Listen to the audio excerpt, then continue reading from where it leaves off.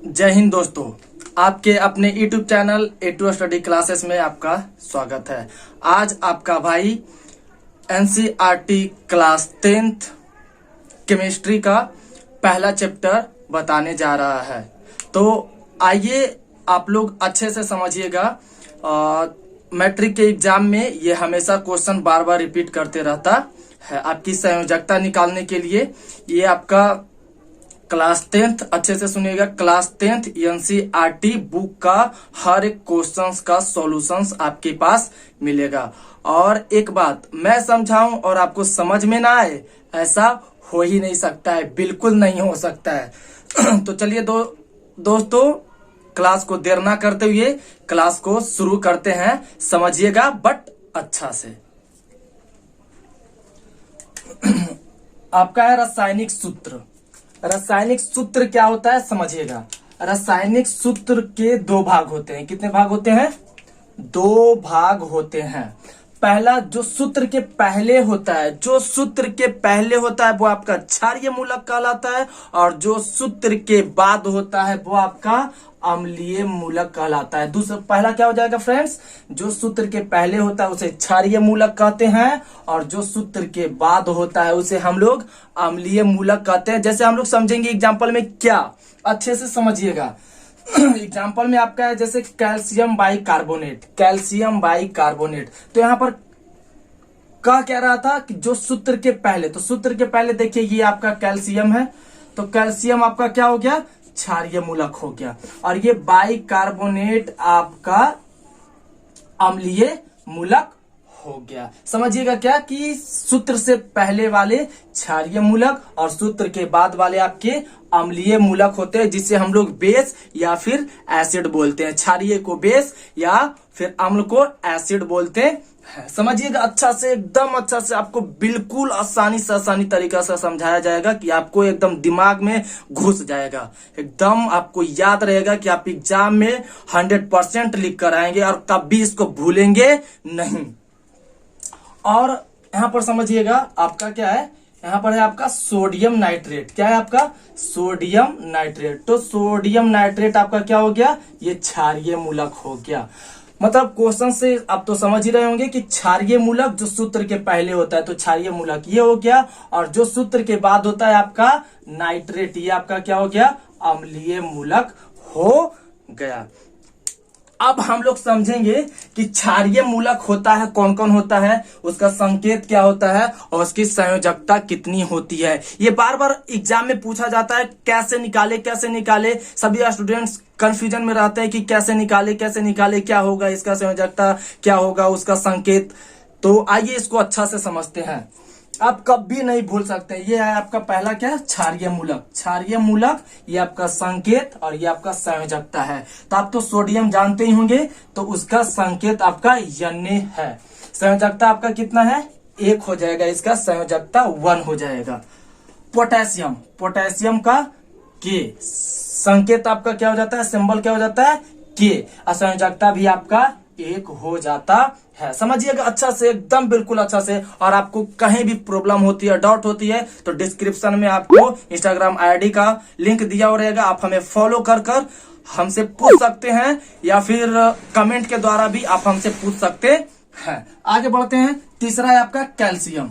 तीसरा आपका क्या है? कैल्शियम, जिसका संकेत क्या होता है? Ca होता है, और संयोजकता आपका कितना होता है? 2 होता है। आगे बढ़िएगा। चौथा आपका है एल्यूमिनियम। अच्छा से याद रखिएगा, संयोजकता हम हर एक पार्ट को आपको निकालने के लिए सिखाएंगे, बताएंगे। एल्यूमिनियम का क्या होता है? Al होता है, जिसका संयोजकता आपका 3 होता है। पांचवा है आपका मैग्नीशियम। क्या है आपका? मैग्नीशियम, जिसका संकेत Mg होता है, और संयोजकता आपका 2 होता है।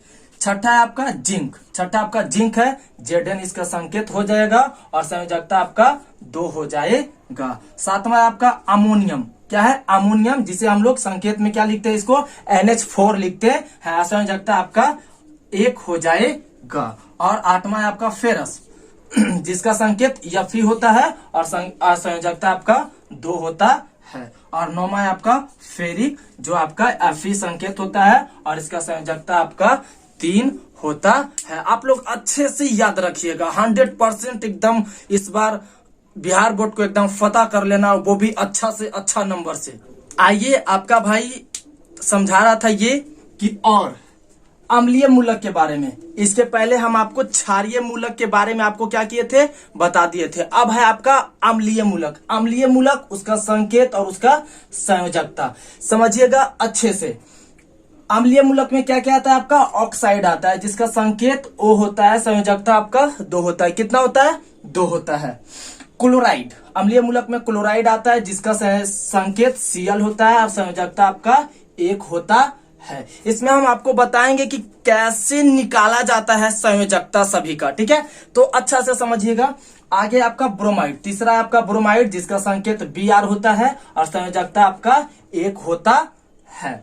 चौथा है आपका आयोडाइड, आयोडाइड जिसका संकेत I होता है, संयोजकता आपका 1 होता है। पांचवा है आपका हाइड्रा ऑक्साइड, क्या है, हाइड्रा ऑक्साइड, संकेत आपका OH है और संयोजकता आपका 1 है। समझिएगा बहुत अच्छा से, हम आपको समझाए ऐसा बिल्कुल कदापि हो नहीं सकता है। आपको समझ में आएगा, दिमाग में घुस जाएगा एकदम अच्छी तरीका से, समझिएगा। छठा है आपका सल्फेट है जिसका संकेत SO4 होता है और संयोजकता आपका 2 होता है। सातवां है आपका कार्बोनेट जिसका संकेत CO3 होता है और संयोजकता आपका 2 होता है। और आठवां है आपका नाइट्रेट जिसका संकेत NO3 और संयोजकता 1 होता है। नौवां है आपका बाइकार्बोनेट जिसका HCO3 संकेत होता है और संयोजकता 1 होता है। और 10वां है आपका बाइसल्फेट HSO4 और संकेत आपका HSO4 और संयोजकता आपका 1 होता है। और 11वां आपका डाइक्रोमेट, डाइक्रोमेट Cr2O7 जिस Cr2O7 आपका संकेत होता है और संयोजकता आपका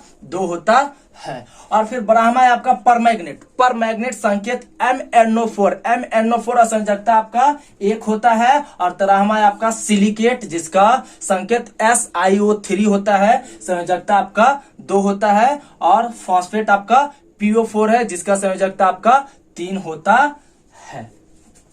अब फ्रेंड्स इसमें हम लोग समझेंगे कि कैसे अम्लीय मूलक का और क्षारीय मूलक का हम लोग दोनों को मिलाकर संयोजकता हम लोग कैसे निकालते हैं। आपको 100% समझ में आएगा और ये क्वेश्चन बार बार रिपीट करता है आपके बोर्ड एग्जाम में, जो हमेशा आएगा। ये आपका VBI है, इसको आप अच्छे से समझिएगा। और यह आपको सेशन कैसा लगता है आप कमेंट में जरूर बताएं और अपने दोस्तों के पास ज्यादा से ज्यादा शेयर करें, लाइक करें, कमेंट करें।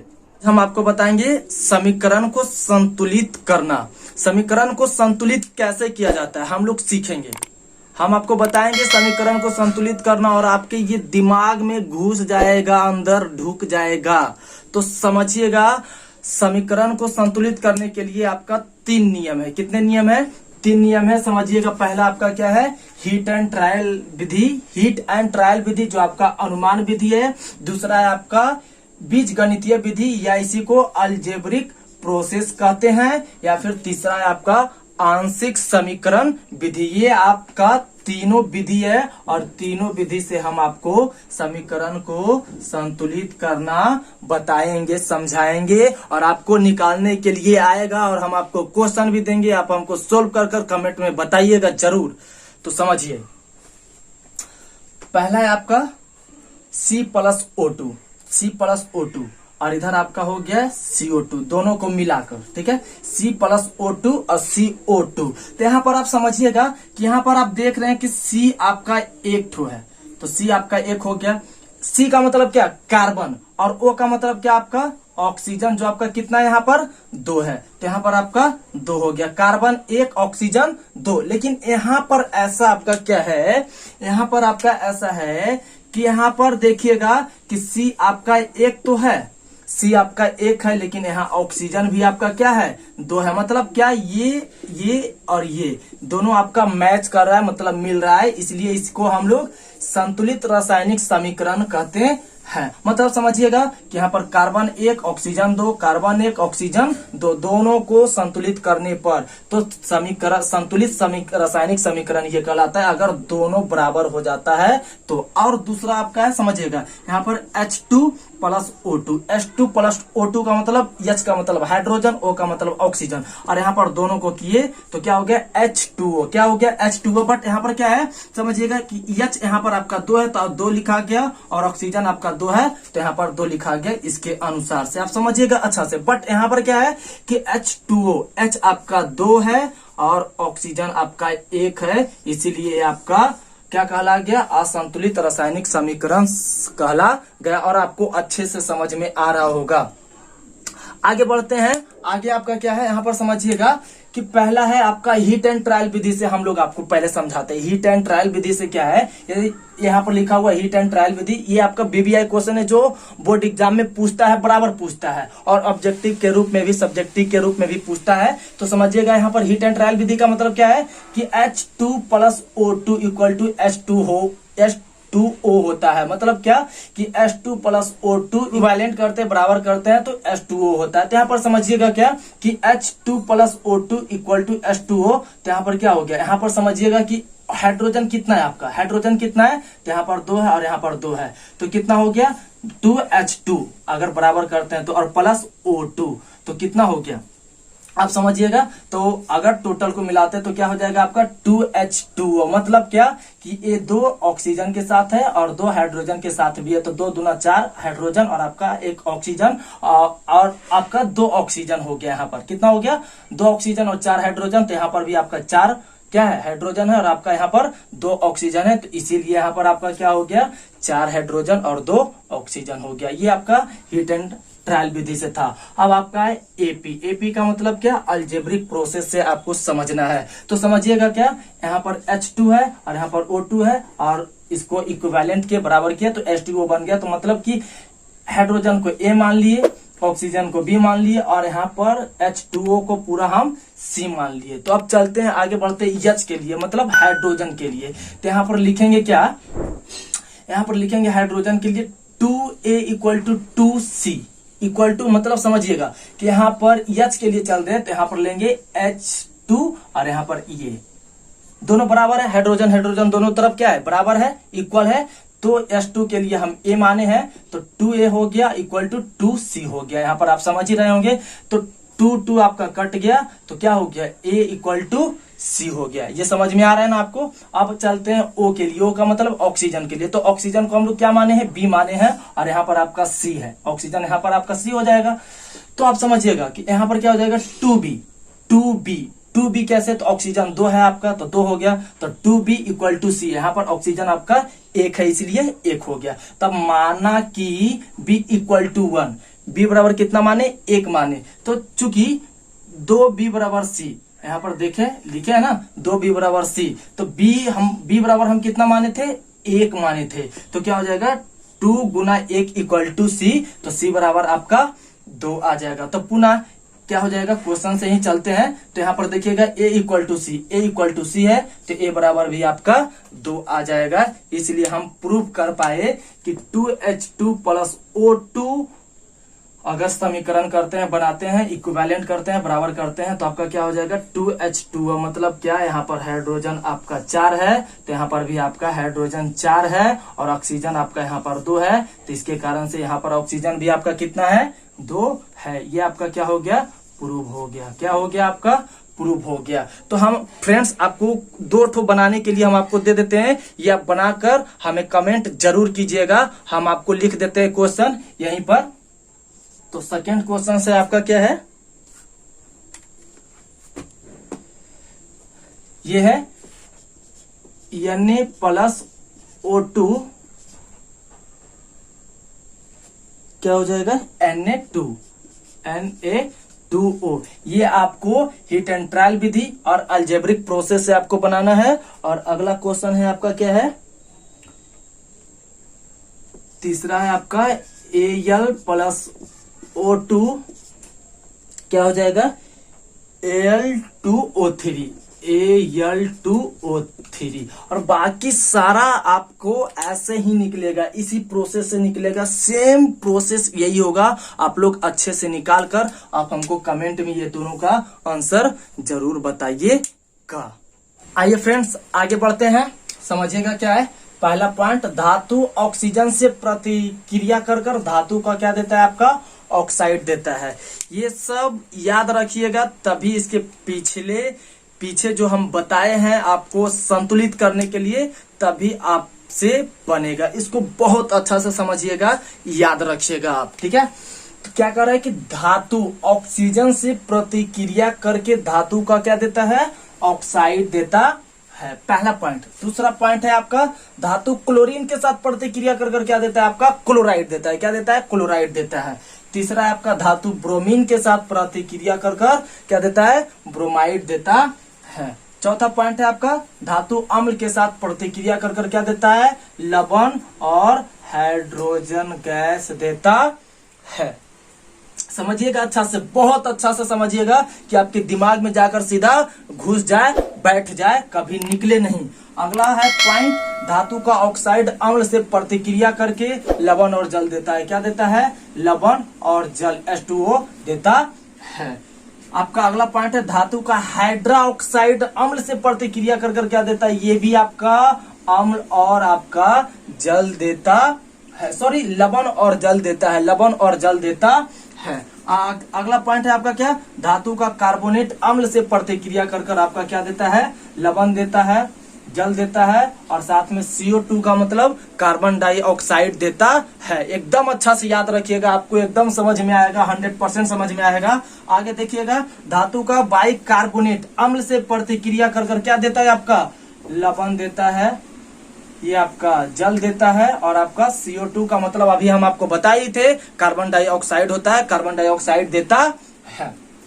अगला पॉइंट है आप समझिएगा अच्छा से, जब किसी धातु के कार्बोनेट को क्या किया जाता है हीट किया जाता है, गर्म किया जाता है, तो क्या निकलता है धातु का ऑक्साइड और CO2 यानी कार्बन डाइऑक्साइड प्राप्त होता है। एक बार समझिएगा फिर से। अगला सबसे अंतिम पॉइंट है क्या आपका, जब किसी धातु के कार्बोनेट को गर्म किया जाता है तो धातु का ऑक्साइड और CO2 प्राप्त होता है। ये बहुत अच्छा से याद रखिएगा, आपको समझ में आएगा।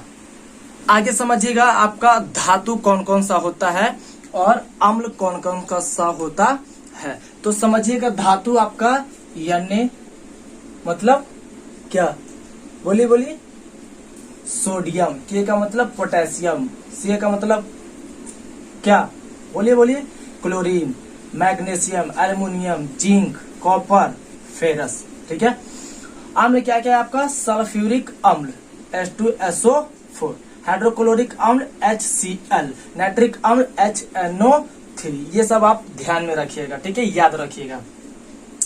अगला पॉइंट क्या है आप समझिएगा, ये आपका सबसे इंपॉर्टेंट पॉइंट है, बेहतरीन पॉइंट है, आप इसको समझिएगा। क्या है कि धातु प्लस ऑक्सीजन, धातु प्लस ऑक्सीजन को अगर हम लोग एक में मिला देते हैं तो आपका क्या बन जाता है, धातु का ऑक्सीजन बन जाता है। मतलब क्या, धातु को मिलाए और साथ में किसको भाई ऑक्सीजन महाजन को मिला दिए तो आपका क्या बन गया, धातु का ऑक्सीजन महाजन आपका बन गया। तो यहाँ पर समझिएगा, Na आपका धातु हो गया, Na आपका धातु और ऑक्सीजन के साथ ये क्या कर रहा है भाई, रिएक्शन कर रहा है, क्या कर रहा है, रिएक्शन प्रतिक्रिया कर रहा है। तो यहाँ पर समझिएगा आपका क्या है कि यहाँ पर 4 Na है, और यहाँ आपका ऑक्सीजन कितना है 2 है, और यहाँ पर आपका सोडियम आपका 4 है।